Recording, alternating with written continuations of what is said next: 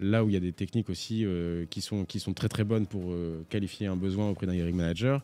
Je pense notamment, si je ne me trompe pas, le terme c'est... incident critique. Voilà, merci. L'incident critique, c'est vraiment parfait pour ce genre de situation quand on n'a pas le temps d'aller voir toute l'équipe. Du coup, qui veut expliquer un petit peu ce que c'est que cette technique? Vas-y, Tania. C'est très excitant ce qui va se passer. J'ai envie d'expliquer parce que c'est trop mon sujet en ce moment. Parce que justement, ce fameux Flanagan qui avait recruté 1000 personnes. Revenons-y. Quel que soit leur test, en vrai, en fait, il a redesigné tout le process de recrutement de l'armée de l'air grâce aux incidents critiques. Ce qu'il a remarqué, c'est qu'en fait, justement, les managers, lorsqu'ils disaient que quelqu'un avait échoué, en fait, avant qu'il arrive, il y avait 80% de personnes qui échouaient à la formation de pilote d'avion. Donc, c'était pas un problème avant la guerre, donc la seconde en 1937, parce qu'en fait, ils n'en avaient pas besoin. Mais quand ils ont vu... Voilà. Mais quand ils ont vu... Flanagan, c'est un Anglais ou un Américain? Un Américain. C'est un Américain, d'accord. Ouais. Mais quand ils ont vu que l'Europe partait en guerre, parce qu'ils sont venus plus tard, ils se sont dit aïe aïe aïe, comment on va faire pour avoir des pilotes, parce qu'on arrive à recruter 18 pilotes par an. C'est ça.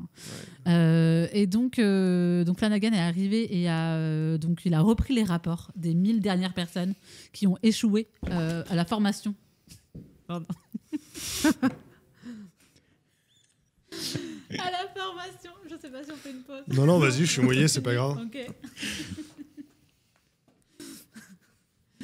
C'était très étonnant. Je suis impatient d'être là pour commenter dans le chat en mode splash. Tout est possible sur un direct. C'est les joies du direct. Alors qu'est-ce que je disais je disais qu'il avait étudié les 1000 derniers rapports justement où les gens, où les formateurs et les managers disaient pourquoi la personne avait échoué en formation de pilote d'avion. Et là, il s'est rendu compte qu'il n'y avait que des généralités, des choses un peu vagues. Les managers n'arrivaient pas à dire vraiment pourquoi la personne avait échoué, c'était trop général. Et il s'est rendu compte que en fait, les managers, ils utilisent beaucoup leurs stéréotypes et les généralités pour définir un poste ou des compétences. Ils n'avaient pas les qualités pour. Et donc, par contre, en regardant ces rapports, il s'est rendu compte qu'en fait, des fois, il y en a certains qui donnaient des exemples concrets de comportements ou qui racontaient des anecdotes. Ouais. Et en fait, c'est grâce à ces anecdotes, il a remarqué que en fait, c'était souvent les mêmes comportements qui revenaient qui amenaient les gens à échouer. Et donc, en voyant qu'il y avait de plus en plus de la fréquence, il y avait plusieurs comportements qui amenaient à l'échec, il s'est dit, OK, en fait, à la place de leur demander leur avis, je leur demandais, OK, raconte-moi des histoires, raconte-moi des comportements qui mènent à l'échec ou à la réussite. Et la méthode des instants critiques, donc 60 ans après, c'est devenu ça. L'idée, c'est de demander des exemples concrets de comportements à son manager, de personnes qui soit sont très performantes dans la tâche, dans le poste, soit au contraire qui ont échoué. Voilà. Quel comportement les a amenés à la réussite ou à l'échec? Yes, hyper intéressant. T'as appris quelque chose là du coup? Mais du coup, j'ai envie de tester. C'est-à-dire que du coup, l'hiring manager, il faut que j'aille le voir. Je lui dise, OK, la dernière personne qui est sur le poste, qu'est-ce qu'elle n'arrivait pas à faire concrètement? C'est quelle tâche qu'elle n'arrivait pas à faire? Pourquoi, dans telle situation, c'est telle personne qui intervient plutôt que telle personne, quoi? La méthode de questionnement, c'est tu vas lui demander exactement ça. Pourquoi dis-moi, raconte-moi une fois où quelqu'un a échoué. Ok. Moi, j'aime bien leur dire des prénoms parce qu'en fait, il y a une difficulté aussi de mémoire chez nos managers. C'est pour ça que la question quelles compétences tu veux, elle est naze en fait. Il faut vraiment plus accompagner son manager. Donc, ok, comment la personne s'appelle, qu'est-ce qu'elle a fait, dis-moi ses comportements et n'interprète pas ses comportements. On est vraiment dans des choses factuelles. On essaie de récolter des choses factuelles et ensuite dans quel contexte elle était. C'était quoi sa tâche, c'était quoi ses difficultés, est-ce qu'il y avait une nouveauté, est-ce qu'il y avait un changement. Et ensuite aussi vérifier le résultat. C'était quoi le résultat des actions de la personne? Là, le risque, des fois, en fait, dans un incident critique, on va se rendre compte que le résultat final, il n'est pas dépendant du comportement de la personne, mais plus d'un problème de process ou d'un autre facteur qui n'est pas dépendant de la personne. Bien s'assurer que c'est les comportements qui ont mené aux conséquences. Dans les équipes dev, du coup, tu vois, là récemment, on a eu besoin un peu de remapper les compétences parce qu'il y a 2 personnes qui étaient là depuis 5 ans chez nous qui partaient et il y avait 2 jeunes qui récupèrent. Alors, il y en a un des 2 qui ça fait un peu moins de 2 ans qu'il est là dans la boîte. Tu vois. Mais en fait, il y avait plein de trucs où, quand ça arrive, c'est tout le temps lui qui le fait. Tu vois, et refaire la liste Process. c'est quasiment refaire un mapping des process. Et quand ça casse, qui c'est qui le répare? Ah, c'est tout le temps lui. Et refaire un peu aussi, quand tu dois intervenir sur tel truc, tu demandes à qui? Qui est le référent sur tel outil ou telle compétence. En vrai, dans le monde des devs, il y a des outils dans tous les sens, des outils de build. Aujourd'hui, faire un site web, tu utilises 25 outils pour le faire. Ouais. Tu vois, et au final, je pense que ça peut être ça les compétences qu'on peut faire dans notre GEPP ou dans notre GPEC, dans notre le HRBP finalement, avec le manager, se rappeler, ok, mais quand il y a ça qui casse, qui c'est qui s'en occupe, ou quand il y a telle question qui arrive, qui est l'expert là-dessus, quoi. Est-ce que ça marche? C'est la bonne mise en pratique de ce que tu nous dis sur les incidents critiques? Non, parce que là, tu es plus dans l'identification du contexte. C'est plus de la stratégie, là. C'est plus de la procédure. Mais après, tu as raison dans le fait que, ce fameux Flanagan, toujours, quand il a fait ces incidents critiques, il s'est rendu compte qu'il y avait aussi d'autres problèmes que juste les compétences humaines. Ouais.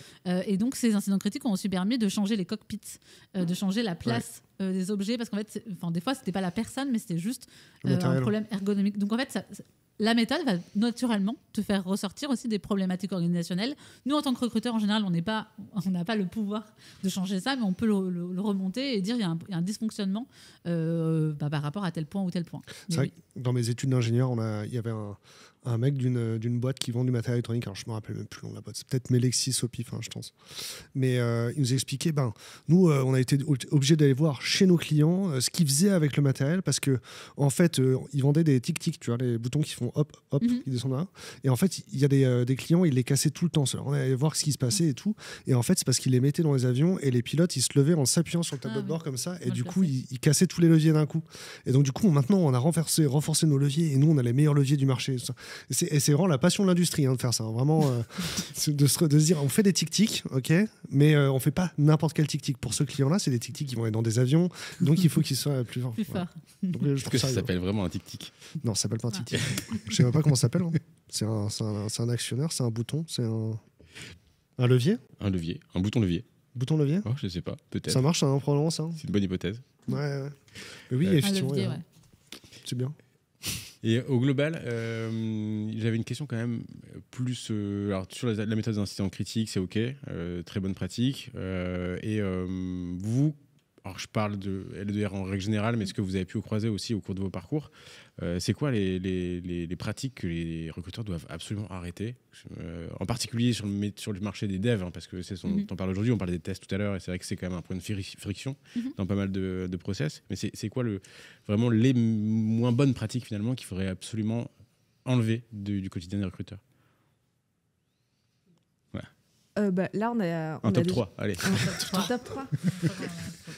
Elles vont être tellement affreuses. Alors, les top 3 les plus populaires, tu vois, pas les pires. Tu vois, parce que sinon, tu vas nous sortir que des dingueries. C'est genre celles qu'on voit le plus courant, peut-être les plus banales, tu vois. Ouais. Moi, en tout cas, la première à laquelle je pense, c'est en tant que recruteur, il faut arrêter de survendre les postes, en fait. Ouais. Parce que c'est hyper... alors, dans le recrutement, on est toujours un petit peu entre deux chaises, surtout sur les métiers de la tech, où d'un côté il faut donner envie à la personne déjà de devenir candidat quand on l'a sourcé, quand on l'approche sortie de nulle part et qu'elle a rien demandé et qu'on lui envoie un message en lui disant « Hey, tu connais ma super boîte ?» J'ajouterais en plus que quand tu décris vraiment ce qui se passe en interne, en fait, cette notion de transparence, elle est hyper importante dans les process. Tu gagnes la confiance des candidats en leur parlant de ce qui se passe réellement. Et en fait, au contraire, ça va peut-être plus les intéresser d'avoir un tableau qui va être un peu noirci, parce qu'en fait, il sera réel et il va coller à la réalité. Exactement. Dans le pire des cas, ça va anticiper les problématiques et les contextes qui vont être compliqués et il est en connaissance de cause, ou elle. Et donc, pas de souci, prise de poste, ça va bien se passer. Et ça a une notion de challenge aussi pour les candidats en plus et les candidates qui sont intéressés par la notion de challenge et qui aiment bien ce contexte-là, parce que ça arrive, on peut se dire quand on est dans la boîte, c'est très compliqué en ce moment, ce contexte, parce que je ne le connais pas, j'ai du mal à l'appréhender, je ne sais pas où on va, je ne sais pas comment le vendre. Alors qu'en fait, si on le communique pendant des process, là, en face de nous, on va voir quelqu'un. Je sais, j'ai déjà vécu ça, c'est ok, vous inquiétez pas, je vais m'en occuper. Et donc ça aussi, cette notion-là de transparence, elle est importante pour la réussite du recrutement, pour la marque employeur aussi.